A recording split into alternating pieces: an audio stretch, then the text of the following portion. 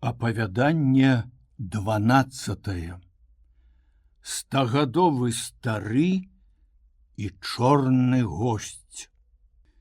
У маладосці я ведаў старога, які жыў па суседстве з домам маіх бацькоў. Зваўся ён Гараська і быў сапраўды старасветскі чалавек. Цяпер такіх людзей ужо я не страчаю ў нашым краі.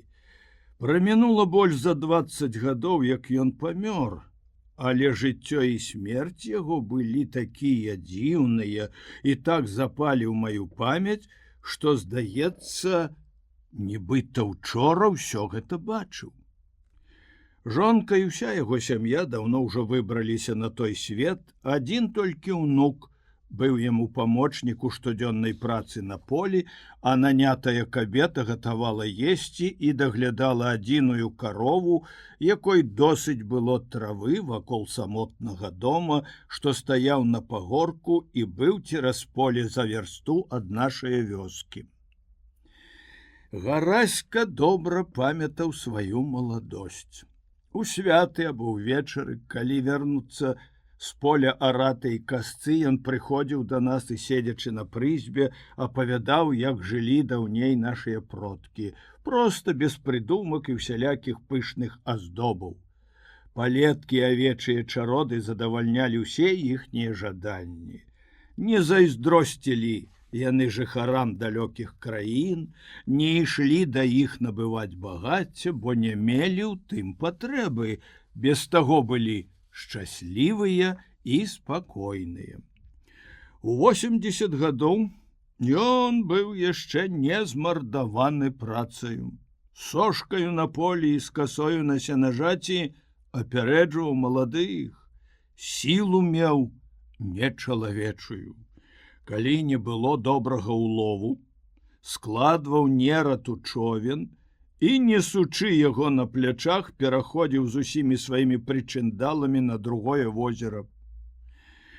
У такой сіле і заўсёды з добрым здароўем прычакаў 100-ы год жыцця і быў яшчэ моцны, як вячысты зялёны дуб.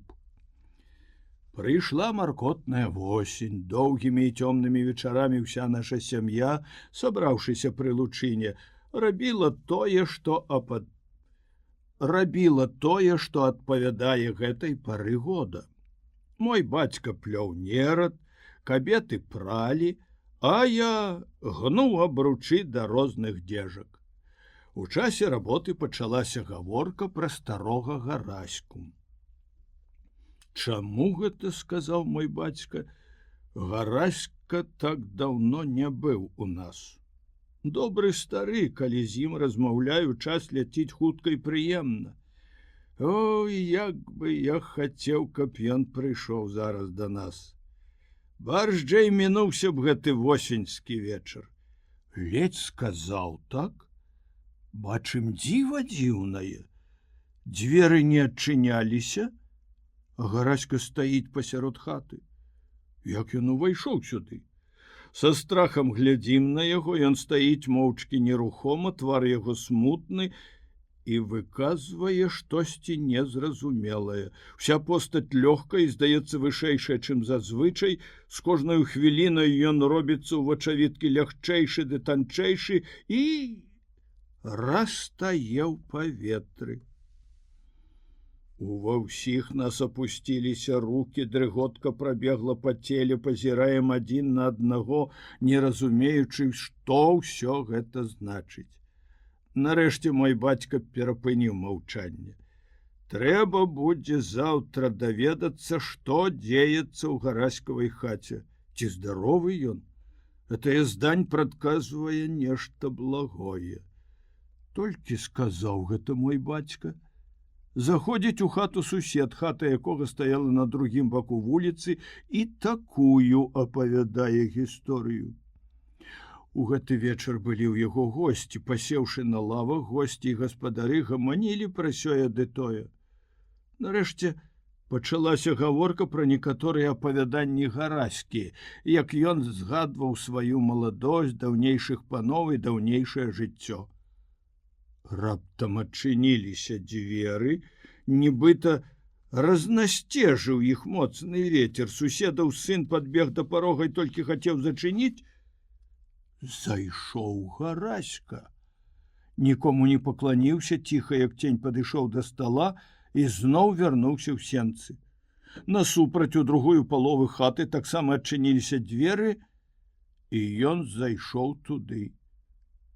Дзівіліся ўсе, не ведаючы, што гэта такое, узялі запаленую лучыну, каб пасвяціць, бо цёмна было, але не знайшлі там аніводнае жывое душы. Устрывожыліся ўсе, дзеці і жанчыны баяліся выйсці за дзверы. Пасля гэтага апавядання яшчэ некалькі чалавек прыйшлі да майго бацькі і таксама апавядалі цуды пра старога Гараську, які гэтаксама шмат да каго заяўляўся. Нехта бачыў яго і ўдзень. Сядзеў на прызбе самотны і задуманы, а калі падышлі да таго месца, нікога не знайшлі. Заўтра нядзеля, вольны дзень, сказаў сусед. Пасля святой імшы пойдзем усе і даведаемся пра Гараськава здароўе. Стагадовы стары, хоць на выгляд дужы і здаровы, аднак у такім веку бывае лёгкая і хуткая перамена. Наступнага дня, перад самым полуднем, мой бацька, я і іншыя людзі з нашай вёскі наважылі ісці да Гараські, і толькі падышлі да дзвярэй, як заходзіць яго ўнук і кажа: «Дзед паслаў мяне прасіць усіх вас, каб вы сёння яго пераведалі». «Як ён маецца, ці здаровы?» – спытаўся мой бацька. Засумавалі ўжо ўсе без ягоных гісторый, нават турбавацца пачалі, ці здаровы. Здаровы. Праўда, цяпер больш маўчыць, нейкі задуманы, і апошнім часам шмат працаваў. Што ж ён там рабіў? – спытаўся сусед. І на каго ж гэта працаваў? На сябе. Што ж ён усё-такі рабіў? Убачыце, калі пераведаеце. Ну, дык хадзем, не бавячыся доўга, сказаў мой бацька, там задаволім нашу цікаўнасць. І ўсе мы выйшлі за дзверы, заходзім у Гараськаву хату і бачым. Стаіць пасярод пакоя на двух зэдліках дубовая труна. У хаце ўсё прыбрана, падмецена, і лавы чыста вымытыя, гаспадар у новым палатняным адзенні, увесь белы, як лебедь. Сустракаючы нас на парозе, сказаў: проша ў маю хату, запрасіў сёння вас да сябе паказаць вам дом вечнасці, які сабе збудаваў сваімі рукамі. Хутка, думаю, перабрацца ў гэтую вечную хату. О, яшчэ дзяду моцны, сказаў мой бацька. Можа, раней каго-небудзь з нас пахаваеш? Малады можа, а стары мусіць паміраць. Але яшчэ пачакаем пра гэта гаварыць. Сядайце, дарагія госці, рады буду пабавіць з вамі колькі гадзін у мілых размовах. Сказаўшы гэта, ён запрасіў усіх нас сесці пры стале, унук прынёс гарэлку, а наймічка паставіла перад намі розныя пачастункі. Гараська, сеўшы ля нас, прымушаў піць і есці, а сам не крануў ані ежы, ані пітва. Як гэта сталася, дзеду? – спытаўся адзін госць, выпіўшы кілішак гарэлкі. Што ты учора з хаты не выходзіў, а людзі цябе ўсюды бачылі. Быў і ў мяне ў хаце, сказаў бацька. Я, дзеці і жонка ўсе добра бачылі. Твая постаць з'явілася пасярод пакоя і ў момант знікла. Заходзіў і да мяне, не пакланіўся ані гасцям, ані гаспадару. А потым хутка выйшаў у сенцы і схаваўся ў цёмнай палове хаты, а там цябе і з агнём не знайшлі. Гараська неспакойна глянуў на гасцей, твар яго спахмурнеў, крыху падумаўшы, стары сказаў: будуючы сабе гэты дом, я думаў пра вас. Душа моя вас адведвала, успамінаў мінуласць. І дух мой лётаў па тых ваколіцах, дзе я нарадзіўся, вырас, хадзіў па жыццёвых пуцявінах, зазнаў шчасця і гора, вясёлыя і сумныя гады, але ўсё гэта мінулася, як сон кароткі. Але, пэўна, і не снілася старасветскім людзям, сказаў мой бацька, тое, што мы цяпер зазналі. Паны любілі гаспадарыць, і лепей было за сённяшняе. Шмат якім панам глядзеў я ў вочы, сказаў стары. Адгадваў іх думкі, выконваў загады, дагаджаючы усялякім іх жадункам. За мае паслугі, дзякуй Богу, мне верылі і давяралі. Нашы вёскі калісьці колькі разоў перапрадавалі. Шмат тут было гаспадароў, і кожны кіраваў па-свойму. Ды за тым часам яшчэ жылі нішто сабе. А вось калі малады пан па смерці сваіх бацькоў запанаваў у гэтым маёнтку Казуліна, все мы зазналі гора.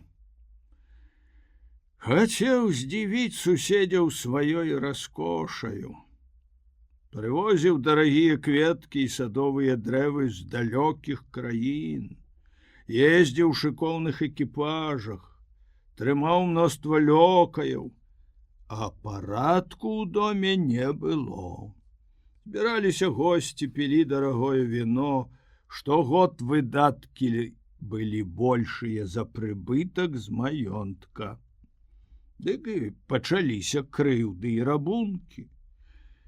Дрэнны будзе з гэтага канец, сказалі абазнаныя людзі пану.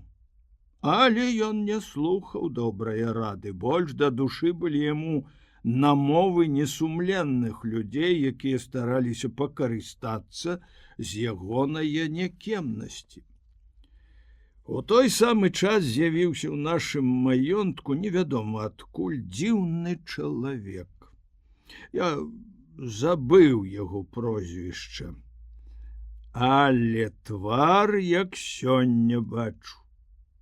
Худы, заўсёды бледны, нос велізарны, бровы густыя, пагляд, як у вар'ята. Вопратку меў чорную, доўгую, нейкую дзіўную. Не выпадала мне ў жыцці нікога ў такім уборы бачыць. І гэты госць, як неадступны цень, нязменна быў з панам, хваліў ягоныя ўчынкі, маўляў, ён бавіцца і весяліцца, як і належыць сапраўднаму пану, нашчадку знакамітых продкаў. Абяцаў паказаць яму нейкія цуды і адкрыць крыніцу бяздоннага багацця. Апавядаў пра цуды, што дзеюцца дзесьці на краі свету. Кпіў з нашых звычаяў і абрадаў, якія нам дасталіся ад продкаў. Былі такія паны, што ўхвалялі яго думкі, а лёка і сяляне пракліналі яго і з пагардаю называлі чорным госцем. Мінае год, мінае другі, і робіцца ўсё горш і горш. Сяляне пана да звання згалелі, кінуўшы хаты, блукалі па свеце і шукалі сабе спажывы. Ды і ў панскім доме панавала бяда. Суседзі і знаёмыя, едучы па блізкіх дарогах, міналі наш маёнтак. Чорны госць прыходзіў толькі часам, раіў прадаваць людзей і такім чынам збіраць грошы. Паслухаўся пан. Шмат вывез моладзі ў далёкія краі. Але з гэтага не забагацеў. А госць той чорны хутка знік. Даймалі пана праз суд крэдыторы, вымагаў нясплочаныя за колькі гадоў падаткі ўрад, суд апісаў маёнтак і перадаў яго прызначанаму апекуну. А пану дазволілі мець пры сабе да паслуг колькі лёкаяў. Сярод іх быў тады і я. Мы жылі ў далёкім фальварку, пан быў самотны. Праз колькі месяцаў я заўважыў ім дзіўныя перамены. Почасту ён гадзінамі сядзеў моўчкі на адным месцы, часта задуманы, нібыта ў роспачы хапаўся за галаву і размаўляў сам з сабою, ходзячы па пакоі, не спаў ад захаду да ўсходу сонца. Аднаго разу акурат апоўначы пачуў я панаў голас, убачыў агонь у акне, падумаў, кліча каго-небудзь з нас і заходжу ў пакой. Пан гаворыць сам з сабою так гучна, быццам з некім спрачаецца. Здзіўлены, я доўга глядзеў на яго, а ён мяне не заўважаў. Нарэшце я сказаў: пачуў панскі голас, падумаў, што клічаш каго з нас. А пан быў самотны і размаўляў сам з сабою. Ён зірнуў на мяне неспакойным вокам і сказаў, паказваючы рукою на сцяну: самотны? А гэта хто? Бачу на сцяне цень у рост чалавека. Нос, доўгі, валасы натапыраныя. Пазнаю чорнага госця. Апанаваў мяне страх, дрыготка скаланула цела, стаю на месцы, як скамянелы, а цень той пасунуўся па сцяне да дзвярэй і знік. Пайшоў, не дае мне спакою, сказаў пан. А ты ідзі, няма табе тут чаго рабіць. Я выйшаў адтуль увесь агорнуты страхам. Здавалася, што той страшны цень стаіць перада мною, і я ўсю ноч не мог заснуць. А калі апавядаў іншым пра той жахлівы прывід, ніхто мне не верыў, усе смяяліся, кажучы, што я перапалохаўся свайго ценю. Але я думаў іначай і забыць гэтага не мог. Прайшло колькі тыдняў. Пан заўсёды быў маркотны і неспакойны. Аднаго разу ўвечары ён сказаў мне: «Сёння я блага пачуваюся. Пасля вячэры адразу прыходзь і будзеш спаць тут, бо можа здарыцца якая патрэба, ты ў сваім пакоі моцна заснеш і мяне не пачуеш». Я паслаў сабе пасцель на падлозе, патушыў агонь, ноч была ціхая і ясная, свяціў месяц. Пан не мог заснуць, уздыхаў, ставаў, сядаў, зноў клаўся. Доўга я чуў кожны яго рух і толькі заснуў.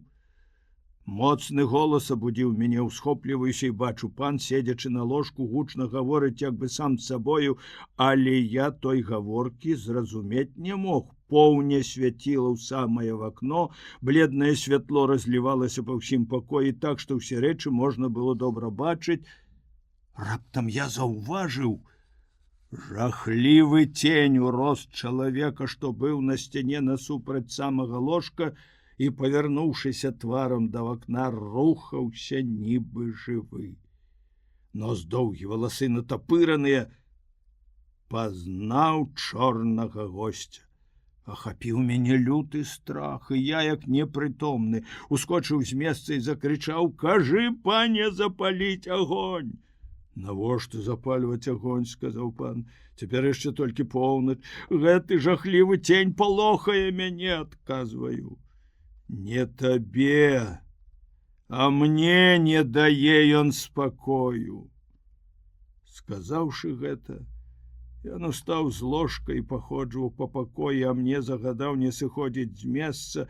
Тут заспяваў певень. Цень пасунуўся па сцяне да дзвярэй і знік. Пан сядзеў нерухомы, як камень. Я лёг на сваё месца і пазіраў на яго. Дрыжайкі прабягалі па маім целе, і да самага світання я ўжо не заснуў. Аднаго разу той жахлівы цень з'явіўся на сцяне апоўдні пры ясным сонцы. Я заўважыў на твары ў пана страшную перамену. Ён быў бледны, як навец, і шпарка ходзячы казаў нейкія няўцямныя словы. Я, перапалоханы, ледзь змог прамовіць: «Загадай, пане, паклікаць ксяндза, каб прачытаў малітвы і свянцонаю вадою пакрапіў сцены. Відаць, гэты дом доўга стаяў пусты, вось нячысцік тут і пасяліўся, бо нейкі чарнакніжнік выклікаў яго сюды, каб ён нас мучыў не толькі ўначы, але і ўдзень». Пан здзекліва зірнуў на мяне і сказаў: «Стары дом, можа, не раз ужо крапілі свянцонаю вадою. Не з тваім розумам сюды лезці». Неяк, калі заходзіла ўжо сонца, пан, вярнуўшыся смутны са шпацыру, зайшоў у пакой, сеў, яшчэ пераў рукамі галаву. «Пэўна, у пана моцна галава забалела, пытаюся». «Ужо даўно так шуміць у галаве, — сказаў ён, — што месца сабе не знаходжу. Параіў бы пану, як вылечыцца, ды не ведаю, ці паслухае мяне пан». «Паслухаю, калі што добрае скажаш. Кажуць, што калі мучыць шум у галаве, найлепей пастаяць ля самае званіцы, паслухаць касцельных званоў, як на імшу звоняць, потым зайсці ў святыню, укленчыць перад алтаром, шчыра памаліцца і паслухаць святую імшу. Такім чынам шмат хто вылекаваўся. Няхай і пан паспрабуе». Ён зірнуў на мяне, і здзеклівая усмешка з'явілася на хваравітым твары. «Табе гэтыя лекі, можа, і дапамаглі б, а мяне музыка касцельных званоў не вылекуе». «Я шмат бачыў няшчасцяў і страшных дзіваў, жывучы на гэтым свеце, — сказаў стары, — але гэтае самае жахлівейшае. Не вытрымаў пан, памёр ад несупынных пакутаў». Сказаўшы гэта, ён схіліўся перад абразом Божай маці і ціха маліўся, а ўсе госці моўчкі глядзелі на яго. Ужо вечар. Сонца схавалася за лесам. Гараська, скончыўшы малітву, паглядзеў у акно. На небе свяцілася адна вячэрняя зорка. Ён нейкі час сачыў за ёю. Сляза пакацілася па гараськавым твары. Нарэшце, павярнуўшыся да гасцей, сказаў: «Хутка ляціць час у размовах з добрымі сябрамі. Так і ўсё жыццё наша мінаецца. Колісь у маладыя гады любіў я глядзець на гэтую вечаровую зорку, там шукаў у смутку надзеі і ўцехі». Ён запаліў васковую свечку, паставіў яе ля труны і казаў далей: «Збудаваў сабе дамок без дзвярэй і без вокнаў. Тут адпачну спакойна. Сон мой не перапыніць ні смутак, ні трывога, ні клопаты. На Бога моя надзея».